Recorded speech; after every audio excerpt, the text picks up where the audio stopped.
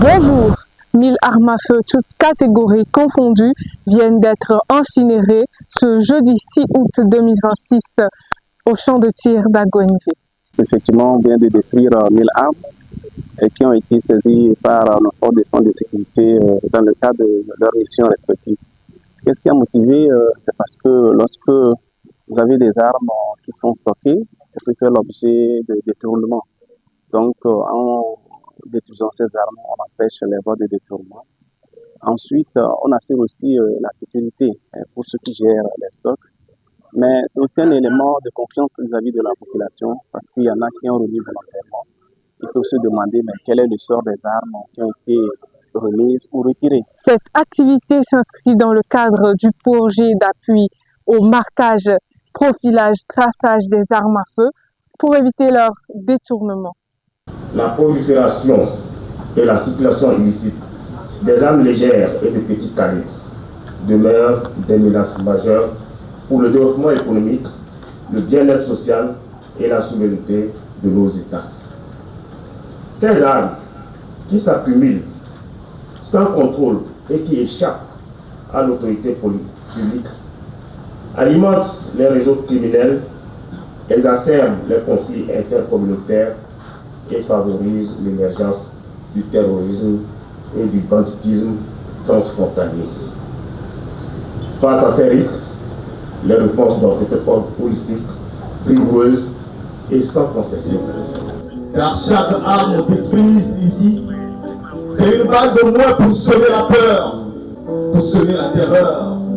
Alors que les armes légères se calcinent et que la paix danse. Projet initié par la Commission nationale de lutte contre la prolifération des armes légères et de petit calibre sous le financement du Fonds spécial d'affectation volontaire du traité sur le commerce des armes et l'appui du Centre régional des Nations Unies pour la paix et le désarmement en Afrique. C'est pour nous, les Nations Unies, une double opportunité.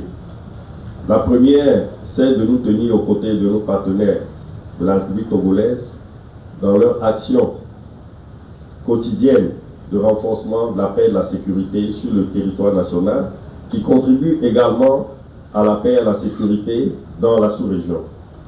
C'est en même temps une opportunité pour nous de saisir cette fenêtre pour permettre aux stagiaires de notre programme de bourse de formation de venir toucher du doigt la réalité de la destruction des armes.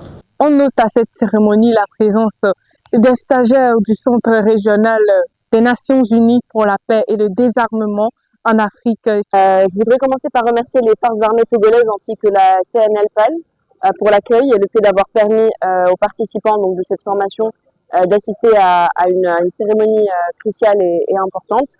Elle permet vraiment de montrer aux participants comment concrétiser des engagements nationaux à travers donc, la destruction des armes et des munitions.